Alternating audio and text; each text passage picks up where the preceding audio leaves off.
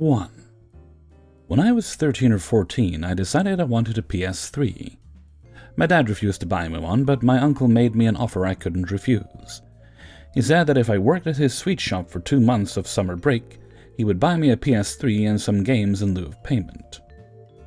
For teenage me with no commitments, this seemed fantastic. My uncle sold a kind of specialty snack known as a mini samosa in his shop. They are like samosas, but smaller, about 3.5 to 4 centimeters in size. About 1/2286th of a football field for my American friends. They were sold by weight in sealed packs of 250 grams and 500 grams, as these were the most common amounts people bought. Making those packages turned out to be my job. You see, sometime between now and when my uncle started his business, he realized that 250 grams was roughly the weight of 28 mini samosas, and thus 56 were 500 grams. So instead of weighing each packet, I was told to just pack by counting individual items, which was easier and saved time. We also sold them individually for people who wanted larger, smaller, or unusual amounts. This was also around the time when our government started airing customer awareness PSAs. Jago Grahaki Jago for my Indian friends. Basically just telling customers to be aware of fraudulent business people. So one particularly hot afternoon, it was just me and my uncle at the shop. In India, frequent power cuts are very common during summers, and thus were no fans or AC running. Both tempers and temperatures were running high at the shop that day. It was then that the villain of our story, Mr. Karan, made his entry. He was a local resident and a regular. He seemed angry from the onset when he barged into the shop. He took a look at the fans and saw that they weren't running, then angrily picked up a 500-gram pack of samosas and asked, "How many samosas are in this thing?" "That's 500 grams, I said. "I said how many, not how much," Mr. Karan literally screamed.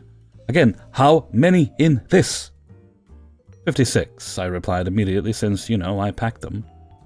"How can you be so sure? You didn't even count. You're trying to cheat me." Mr. Karan was now in full-scale Karen mode. "I demand you pack me 500 grams of these individual ones, and don't you dare cheat me again." I looked over at my uncle. Wet with sweat, fanning himself with yesterday's newspaper, he slowly nodded. I beamed a huge smile. "Sure, sir, whatever you want." So I took a bag, packed up some samosas, and started putting them on the balance. I kept counting samosas as I put them in until they were a little over 500 grams. Then I removed the last samosa, and the weight fell below 500. Now, keeping eye contact with Mr. Karan, I crushed the samosa and started putting its powdery remains in the bag until it was exactly 500 grams. But wait, there's more. Mr. Karan apparently didn't seem to mind powdered samosa, but instead asked smugly, "So how many samosas now?" 48, I claimed triumphantly.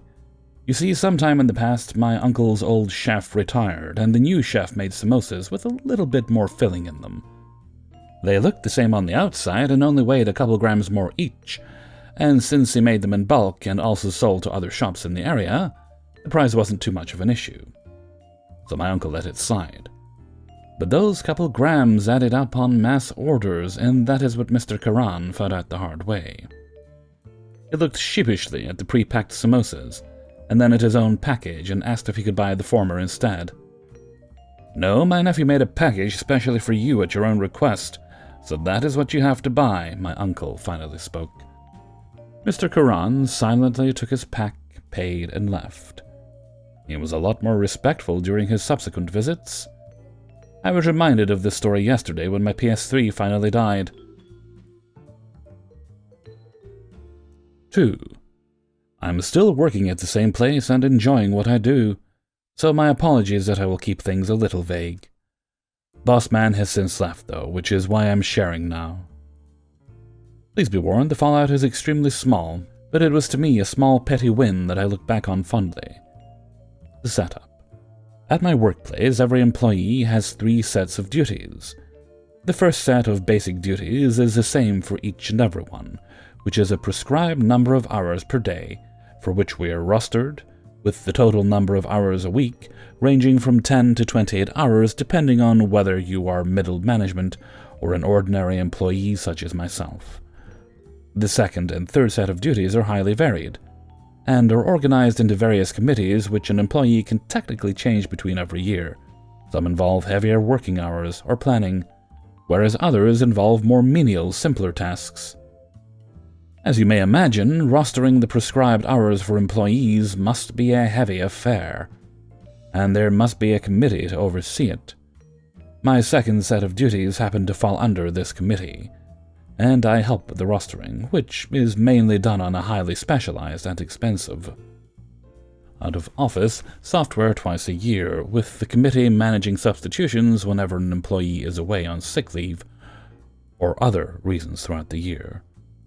Although it was my first job, I have been personally trained for 2 years by my predecessor in the committee, who was due to retire.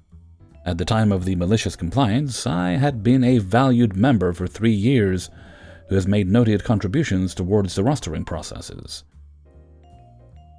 Now on to the malicious compliance.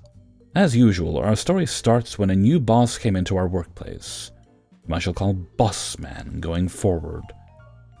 There are usually 2 or 3 bosses of equal standing above our middle management.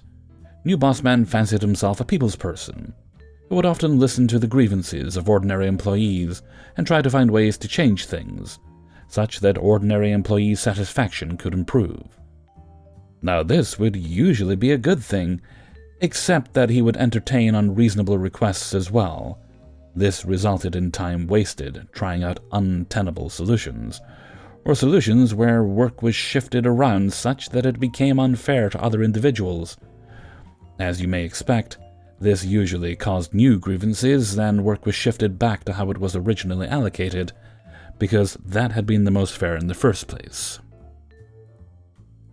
We had to interact with Bossman quite frequently, as some grievances had to do with rostering. As Bossman has some experience in said committee in the past elsewhere, he fancied himself an expert in what we were doing. We frequently found ourselves explaining to him why certain grievances were unreasonable, and we could not accommodate the requests during rostering. Finally, it reached a point whereby he said something along the lines of, "I want you to always try before trying to figure out if it will work." Now, we work 5 days a week. One of the instructions he had given us, along with that ultimatum, was that one particular employee be prescribed no more than 4 hours a day, with a total number of 26 prescribed hours every week. Those of you mathematically inclined will see the problem is 25 divided by 5 equals 5 hours daily with 1 left over. There was no way we could follow his instructions unless the employee came in every day of the week. But oh well, Bossman wants what Bossman wants. None of us said anything to Bossman, and proceeded to run the software, producing multiple failed rosters, as the software could not produce a full roster for everyone. Man, did we keep trying. The fallout. Eventually, Bossman came to check in on us, and our progress as we were behind schedule. Since the roster had been vetted by middle management and managers were wondering why Bossman had not given the go-ahead for any copies of the roster. The manager for our committee, who's really awesome and tactful, informed Bossman that no full roster had been produced, as we were still trying to get the software to ensure that particular employee did not have more than 4 hours rostered per day. Bossman asked why there was a problem with that, which is when the manager reminded him that said employee had to fulfill 26 prescribed hours a week. Bossman was confused as to why we did not bring this up earlier, as it was clear that this set of conditions isn't logically possible. Manager tactfully reminded Bossman that he had given us these conditions along with the instruction to try first, before trying to figure out if there were any problems with the conditions he had given us. To be fair to Bossman, he took it in his stride, and approved the suggested changes we requested to the set of conditions he had given us on the spot. We delivered a satisfactory roster to him by the end of the same working day. For the remainder of the time he was with us, Bossman would actually listen if we proposed changes, or protested to some of the unreasonable requests with regards to rostering, without requiring us to waste time trying it out first. Clarification before some of you point out that the particular employee, who was supposed to have no more than 4 prescribed hours a day, is the one at fault. Said employee had actually requested to have lesser prescribed hours in a week, as an average worker usually has 20 prescribed hours a week. And it's only when we are extremely short-handed that a handful of workers go up to the maximum of 28 prescribed hours. This is so that we have time to complete our other 2 sets of duties as well, which are not counted toward these prescribed hours.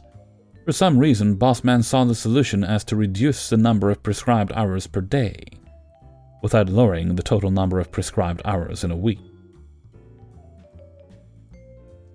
3. This story concerns my former boss, who was the best boss I've ever had. The guy always looked after us, dealt with a lot of BS, but his real skill was in dealing with very senior execs and corporate bureaucracy. He was, and is, a master of business judo. Anytime some exec would try and throw their weight around, he would use their momentum against them to get his way. This was my favorite example. At the time, I worked for a very large multinational company, and my boss was a director. One day, we were chatting when boss got a call from a colleague, other boss, who ran a similar team within the company but in a different organization. My team had developed a product and other boss's team inherited it, and we were in charge of keeping it going. Other boss's team was good, and we liked working with them except for one guy, entitled Dude, who had been given control of the product. Awesome project.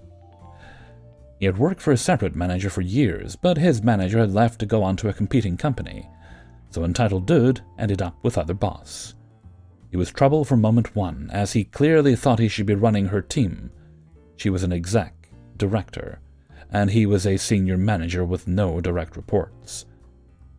And he even told other boss that to her face. He was insecure, backstabbing, ambitious, wanted a team to manage to do his work. He had got an awesome project because he had the most availability, and his seniority entitled him to it. Other boss couldn't give it to anyone else or take it from him, even though she wanted to. Other boss was complaining to boss that entitled Dude had notified her formally that his current work situation was untenable. He had said that running the product on his own was forcing him to work 7 days a week, 12+ hours a day. He was barely spending time with his family, and he needed headcount to make this run. He claimed he needed 5 full-time employees reporting to him to make this happen. Now, other boss only had 4 direct reports at this time for reference, and boss had 5. It was also total BS that he needed a team. The product basically was self-contained, and he had to fire off a single Python script. The problem was that at the company we were at, this sort of claim was taken very seriously, and many people used such claims of being overworked and creating a hostile environment to build their own personal empires, and clearly this was entitled Dude's intent. Worse, other boss called to complain to boss because she felt like her hands were tied even though entitled Dude was obviously lying. She had to give him staff or she would be in trouble from the company. She hoped boss could give her some technique to maybe only give him 1 headcount. This is when boss's genius went on full display. He smiled and said, "You don't have to give him anything. He'll take it all back and be happy." After telling other boss what to say, we hung up and heard what happened later. Other boss called entitled Dude, who looked very smug, like he knew he was about to get his way, having outsmarted everyone. "Entitled Dude, thank you so much for coming in and for taking the time to tell me how awful your situation is." "Yes, thank you. I hope we can fix this because this cannot go on, and I would hate to have to escalate this further." Absolutely. It made me feel horrible to know you've been working this long and under so much strain. I only wish you had brought this to me sooner, so that we could have taken care of this before. We are going to take care of this all today. "So, you've approved my 5 direct reports. I believe this means I'll need a title change to director." "Oh, no, we can't do that, no. I'm sorry for the confusion. What I meant is that effective today you are no longer running the awesome project. Instead, you'll take on a small project, which had no external visibility and was a task nobody wanted, which requires much less time. And I'll give awesome employee the awesome project. Now you can have a much healthier work-life balance and relax. And I'm counting on you to let me know if this project takes too much time also, as I can always give you garbage project instead, which is even easier, and worse. Please let me know, because you shouldn't have had to suffer like this." Apparently, entitled dude was stunned. He clearly hadn't thought of this outcome. He tried to backtrack immediately, but other boss heard none of it. She relegated him to this minor project, and there was nothing he could do about it. Entitled dude left the company 2 months later. 4. I went to graduate school to get my doctorate in microbiology a few years ago. Normally, in a doctoral program in biological science, you join a lab that is headed by a PI, principal investigator. This is the lead scientist in the lab. They are at least at the assistant professor level in the USA. The PI mentors you until you become an independent scientist, and then you defend your research to earn your degree. It can take 4 to 6 years. I had an extremely atypical grad school experience. I had the terrible misfortune of joining a lab run by a very junior PI who, a couple of years into my research training, decided she wanted to quit academic science to go have a baby. Good for her, but I got screwed. In a different way than she did, clearly. Normally, you would have to start over completely from scratch, but I had already passed the midpoint of my training and, more importantly, I had already acquired my own funding. Thus, the PI who quit had just been awarded a major grant from the government. As a sidebar, when you get a grant to do science at a university, the university gets a big portion of the money. When my PI left, the university had to either give the money back or convince the funding agency that another PI could do the work. Obviously, they chose to keep the money, and I was more or less forced to work under the supervision of a different PI. This lady is and was terrible. Beyond being an awful scientist, she was extremely hateful and petty. She lost her funding a couple of years prior and only had one student left in her lab who was on their way out.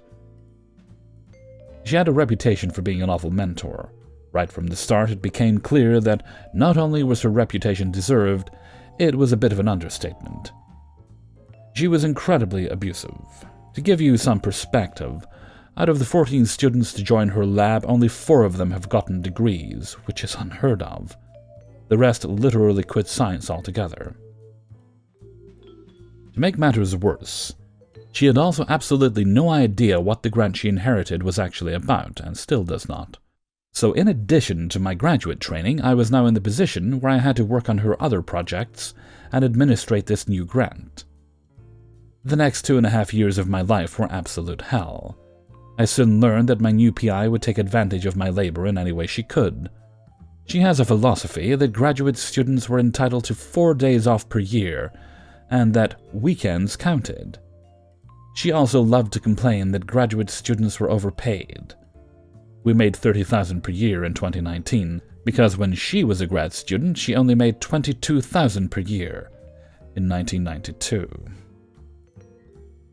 Enter the malicious compliance.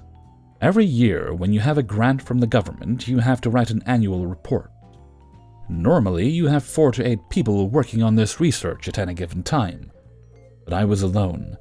The new PI used the money to hire a couple of new techs to work on her other projects, and I was supposed to somehow compensate for their lack of progress on the work that funded their salary. These annual reports are 100% the responsibility of the PI, and can determine if your grant gets renewed. The first year I was told to write the report only 1 week before its due date. These things are massive. It's important to also mention that in addition to a summary of progress, you also have to submit dozens of pages of other documentation that I had no access to as a graduate student. The next year I moved ahead of schedule and wrote the report a full month in advance, but I never heard from my PI about its progress. The weeks passed by and I started getting worried, so I tried to schedule a meeting to ask her about the report and let her know that I was nearly done. She ignored my email and told me she had other things to worry about than helping me, and that I needed to learn to be independent. Noted. The day it was due, I walked into the lab and her door was fully shut. Fair enough. Maybe she was working on the report herself. Just in case, I knocked on her door and heard a loud, exasperated sigh. She flung the door open and put her finger right on my face and told me, "When my door is shut, I expect complete privacy unless the lab is on fire. Is the lab on fire?" "No, ma'am, it is not." Satisfied and very angry at me, she said, "Then leave, and don't bother me when my door is shut ever again." The day passed, and at around 7 p.m., the PI walked over to my bench with her jacket and purse in hand and said, "You see, Justib, my door is open. Now I have time to help you. What did you want?" I simply put down my pipette and smiled at her. In my cheeriest voice, I said, "Oh, I'm sorry for disturbing you earlier.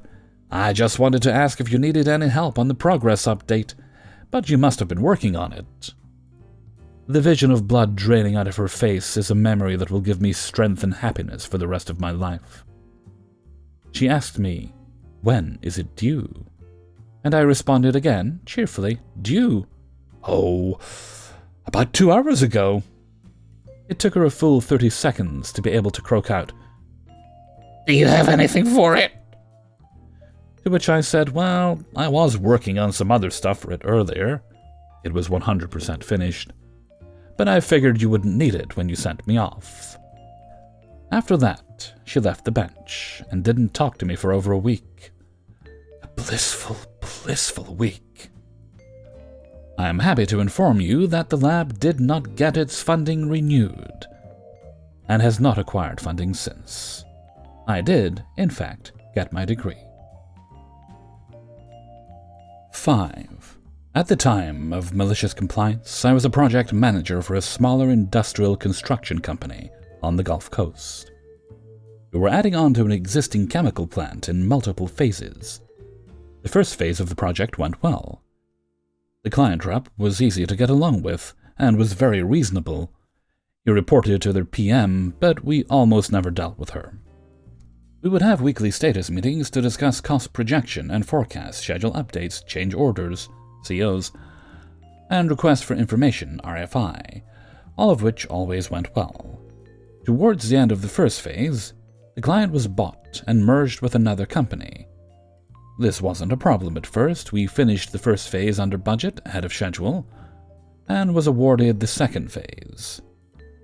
The new owner decided the previous PM wasn't adequate and wanted her replaced. Pretty common practice when things like this happen. They want people they know and trust. This change also changed the representative we had and built a relationship with. While funding was getting worked out for the second phase, at the request of the client, my company kept me and 3 of my direct reports on: project manager, me, cost controller, construction manager, and admin. We assisted with scope development, contract T's and C's, construct availability reviews, material ordering, and general planning. After 2 months, the client gives us the green light to proceed, so we get to work.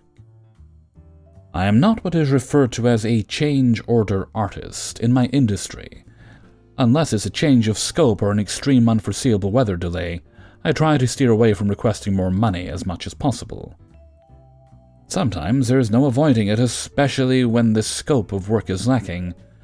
But we had ample opportunity to assist in defining the project scope, and I had estimated we would need roughly 25 change orders. Some jobs are not so lucky. We had accounted for 30 minutes every morning for safety talks and work permits to be given to the crew foreman, which is pretty standard for this client and facility. First day takes 3 hours to get permits. I think it's just growing pains, new people, it will improve. Second day, 3 hours. Third day, 4 hours. Day 4 is our first weekly meeting, and I bring this up with some draft test COs and RFIs and reports to see how the new PM wants to see our weekly data moving forward. We discuss the permitting issue, and I explain that I'm pretty flexible and believe in a give-and-take relationship, but I need help with permits if we're going to meet the project deadline and budgetary constraints. The PM decides he wants change orders submitted weekly. in arrears 1 week, to have real-time numbers. This goes well for a couple weeks. Permit insurance time went down, and I fell into my give-and-take attitude. I won't include every delay or change, believing this was the high road, and trying to build a relationship. Then something happened. The PM got weird. His whole attitude and demeanor changed. The PM states he now wants change orders submitted every day per discipline per instance. I try to explain we have 4 disciplines and that would be an enormous amount of unnecessary paperwork, and that I'd rather have a conversation about these as some of them will not be worth the paper they're written on. But he insists, Every deviation, every change, I want everything on paper and submitted daily for approval. All supporting documentation needs to be included. His attitude change clicks with me now. He thinks we won't be able to keep up with the mountain of paperwork. He even made a point to amend our contract with this, stating if we don't follow this, we would lose billing rights for extra work. Cue malicious compliance. I sat down with my cost controller, cost manager, and 8 foremen to explain what the client wants. Any scope change, permit delay, operations delay, or scaffold delay was to be radioed in immediately to the other cost controller to request new cost code to track hours. We would track any materials or equipment rentals to these respective codes as well. We would develop an estimate of the scope changes, and on the delays, we would provide actual hours and submit these requests to the end of each day. Once the work for scope changes were completed, the original CO estimate would be actualized. The individual COs would then be submitted as independent invoices at the end of the month, in addition to our normal scope invoices. This was not a large project at all, valued at $8 million for 4 months' worth of work and 100 construction personnel. When the project was all said and done, we had submitted roughly 800 change orders valued at $1.6 million. The PM and his team would have to review 150 to 200 invoices a month, some of which were only $54 for a 15-minute delay. The cherry on top. The client now took too long to vet the invoices and wouldn't pay timely, per the contract. Every month, the client had to pay an additional 3%, due to late payment fees. Petty? It sure was. But I gave him exactly what he wanted. I ended up making my company and me a lot of money on that project. Hey everybody, Hellfreezer here, and thank you very much for listening to Revenge is Ice Cream, episode 106, and I really want some samosas after that samosa story. Speaking of which, give a little shout out to the author of that story. That was story number 1, I believe. Yes, it was. And that goes to Reddit user CrackSnap7. Thank you very much, CrackSnap7, for making me want all those samosas. Although I'm more used to the savory kind. I did learn today there's also the sweet kind, which I'm assuming is what was sold in the sweet shop. Anyway, where are we? This is Tuesday. It's actually Wednesday. I'm recording really, really late today. But that's just between me and the UK people. Don't tell the Americans because they'll still get this on Wednesday, okay? Wednesday, Tuesday. Hi, yes, Tuesday. I'm feeling the urge for mac and cheese, homemade mac and cheese. If I get work done at a semi-reasonable time within the next hour or so, I should have time to make that. I have the ingredients. Tempting. Alright, I'm just making myself hungry, but samosa. Can you have samosas with mac and cheese? I'd like to see someone stop me.